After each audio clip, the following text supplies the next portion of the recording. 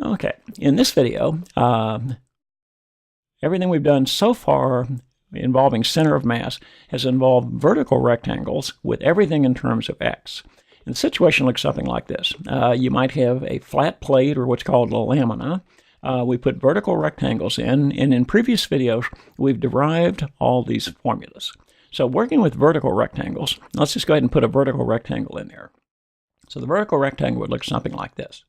Now, in previous videos, we have derived these formulas. So if you wanted to find the center of mass of this object, you followed these steps. We found the total mass of the lamina, moment about the y-axis, moment about the x-axis, and used that to find the x and y coordinates of the center of mass. And if you haven't done it yet, watch the previous videos, and it'll show the derivation of these formulas, including some sample problems of how to use it.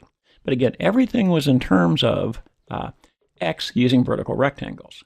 Now, the reason that worked is if you went from this intersection point right here down to this intersection point right here, and that goes across from here to here, if you use vertical rectangles, they would capture the entire area.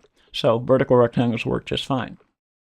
But the problem is, sometimes you run across a case where vertical rectangles won't work. The problem is that the vertical rectangles will not capture the entire area. So let's take a look at that and see what these formulas might look like.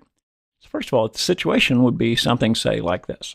In this case, suppose you had this situation, and again, you were going to, suppose let's try to use vertical rectangles and see if it works.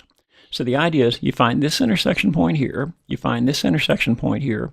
If you put vertical rectangles in here and you integrated it from this intersection point to this intersection point, trouble is it would stop right here. It would not account for any of this area over here to the right.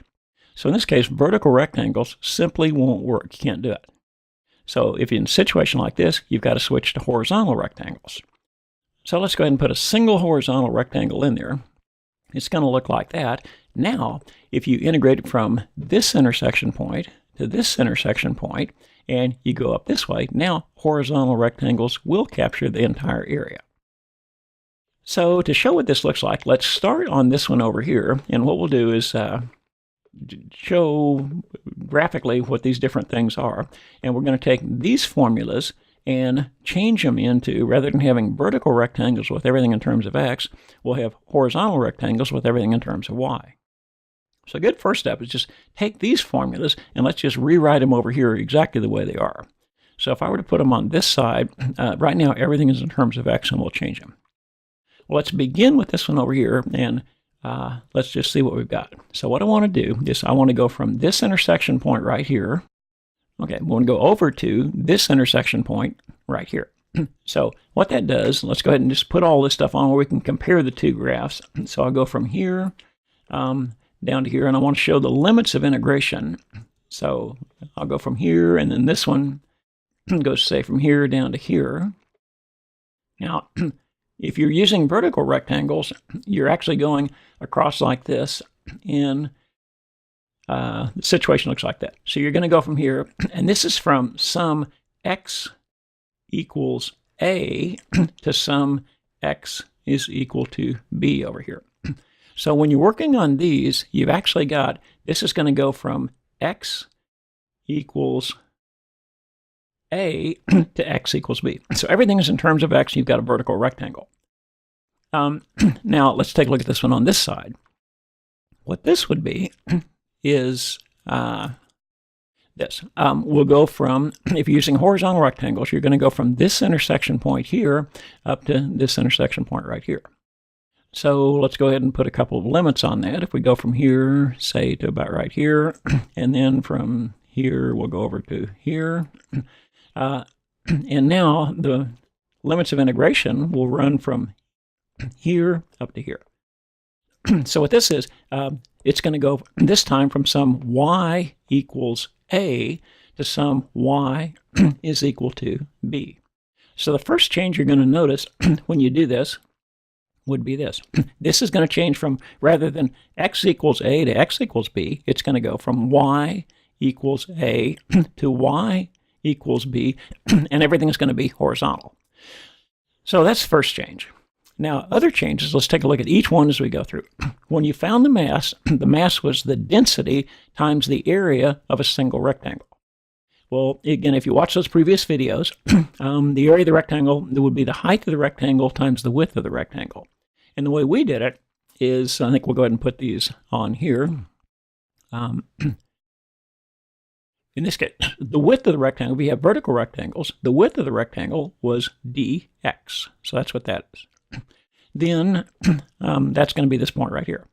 Now, the height of the rectangle, you had an f of x right here. I think we'll put this one in blue. So the top rectangle was f of x, and that's right there.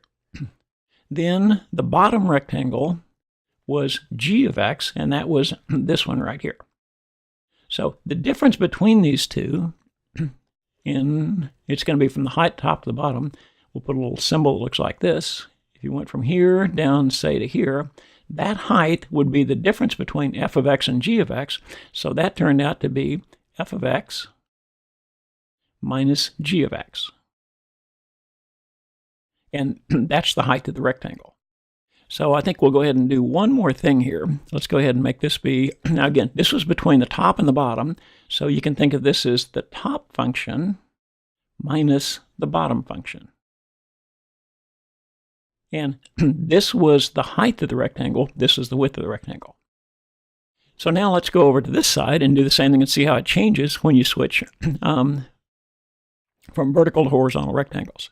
Now, the first thing you notice is this. You've still got the mass is still the density times the area of the rectangle, and the area of the rectangle is going to be the height of the rectangle times the width of the rectangle. Well, when you're working with vertical rectangles, the thickness of the rectangle is dx. When you're working with horizontal rectangles, this is now going to switch to dy. So the thickness of this rectangle is dy. So what that's going to do, and we'll change these things as we go. Let's go down, and I think I'll put it in red as we change them. So rather than having the thickness of the rectangle be dx, now the thickness of the rectangle is going to be dy. So we'll go to here and make this be, this is going to change from dx to, and we'll put it here, dy. We'll put it in red just to emphasize it. So that's the first change. Now, next change, the height of the rectangle, or probably the width of the rectangle, is going to be the difference between these two. And again, just like we did on this one over here, we'll go ahead and label these.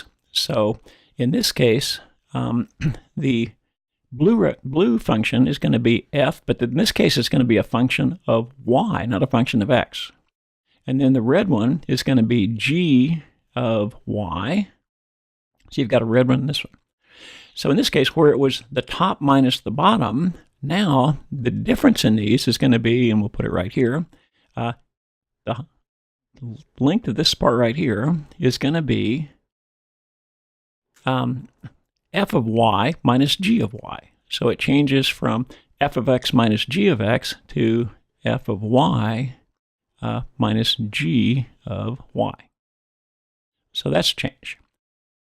So what that does, and again, let's go ahead and change our things down here too. So the width of the rectangle was dy, and we'll go back down to here, and rather than having f of x minus g of x, the vertical, you've got f of y minus g of y, which is going to be horizontal. So let's go ahead and put that in right here. So this is going to change from f of y to g of y. So we'll erase all this. And we'll put in here f of y minus g of y. And one other thing that might help you as you go through this, just like you listed this one, the top function minus the bottom function, some students do this. So I'll go ahead and call this one the right function.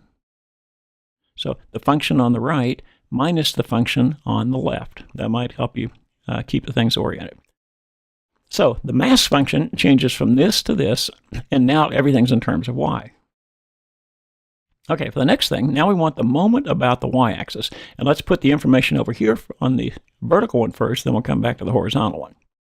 So what we'll have, it's going to look like this. First of all, you'll find the center of mass of a single rectangle, which is what we did in previous videos. So let's suppose that the center of mass of this rectangle looks right here. Now what you want, the moment about the y-axis is the mass times the distance. And in that case, the distance is the distance to the y-axis, which is going to go from, say, here over to right here. So this distance, remember from the last video, is just the simple distance x. whatever the x value is right here. Then that's going to give you the moment about the y-axis. To find the moment about the x-axis, it's the center of mass times the distance to the x-axis, and that's going to be this distance from here down to the x-axis right here. So now the question is, okay, what is this distance? So we'll kind of put a little red thing like this. What this distance is going to be, it's going to be just the average height of this rectangle. So that would be f of x plus g of x, and again we did this in a previous video. That's going to be f of x plus g of x, and again, to find the average, just add them together and divide by 2. So what that gave you was this distance right here. So the horizontal distance was x, and the vertical distance was the average of the two functions. Now, let's compare the same thing over here. What would you have if it was all horizontal? What we'd have, first of all, the center of the rectangle, again, say is about right here.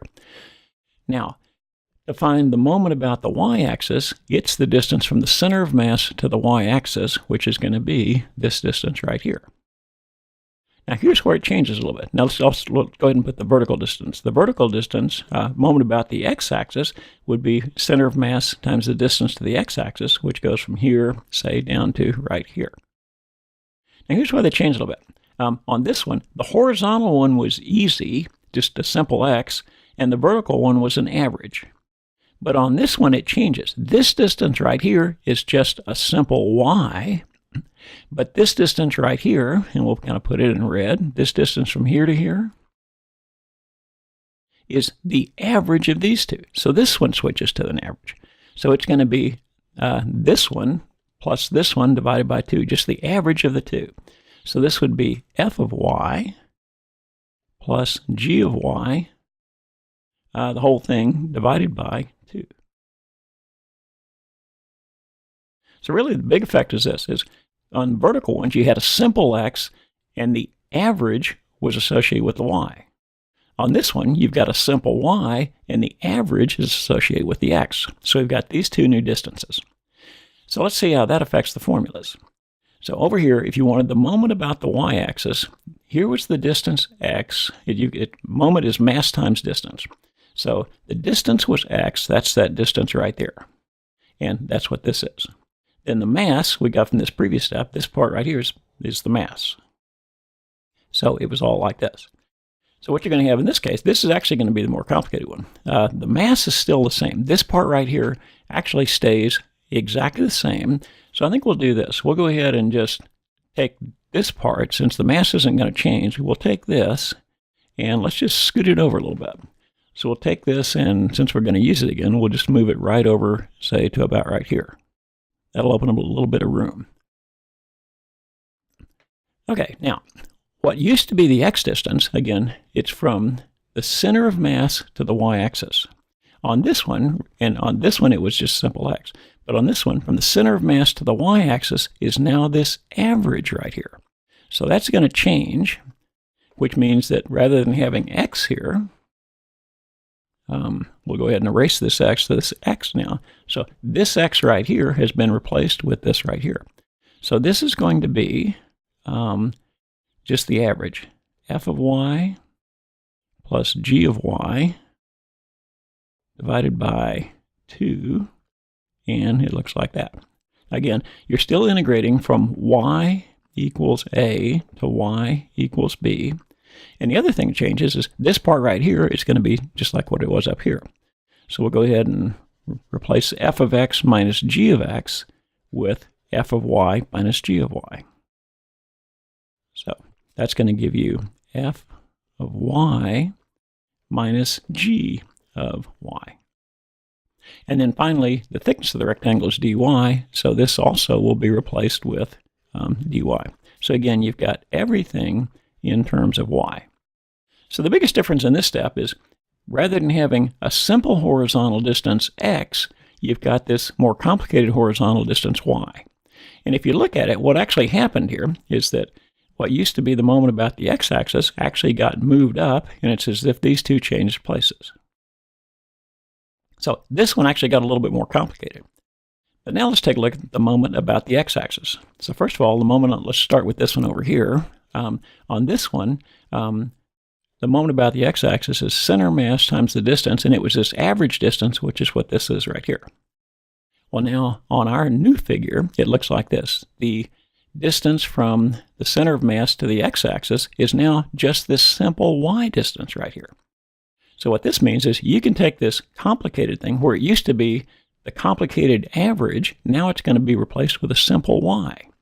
So let's go ahead and do that. We'll go ahead and erase just this part right in here. And we'll replace all of this with just a simple y. So all this goes out. And I can get it all erased. So we get rid of all that, and we're going to replace it with just the distance y, which is just going to be a simple y right here. Again, this still goes from y equals a to y equals b. And again, this is still the mass part of it, but it's still just exactly like it was in this previous step. The only difference is rather than being f of x minus g of x, it's still going to be f of y minus g of y. So we'll replace this one as well. So this will turn into f of y minus g of y. So we'll put f of y minus g of y, y, sorry, put a y in there, not an x, f of y minus g of y. And again, the thickness of the rectangle is still dy, so this will change to dy. And really that's it. So what you've done is, in the last steps, let's take a quick look at those. The last step involved the x-coordinate of the center is the moment about the y-axis divided by the mass, and the y-coordinate is the moment about the x-axis divided by the mass. Now over here, both of these remain exactly the same. So nothing changes from that standpoint, other than the fact when you find this average, or this coordinate, it's going to use this new formula. So really, let's go back up to the top and take a quick look at them. I kind of think of it like this, is that when you look at the vertical ones, you had a simple x, then you had the average of the two functions, and on this one, it's as if these two have changed places. Rather than a simple x, this one went down and became a simple y, and this one went from the average, this one went up and became the average up here. But other than that, everything just changes from f of x minus g of x. Everything in terms of x changes to everything in terms of y. And if you look at these two pictures, following them is, if you're going to work with vertical rectangles, you would use these formulas on the left. If you're going to work with horizontal rectangles, you use these formulas on the right. And so what that does in this video is just shows you how to change it from a system in terms of x with vertical rectangles into a system in terms of y with horizontal rectangles. And really you can see it's almost exactly the same thing. It still just involves the definition of moments and center of mass. So hopefully that'll help you out setting up a problem in terms of horizontal rectangles and y. And in the next video, we'll actually work a problem out. So this video is just to show you where the formulas came from.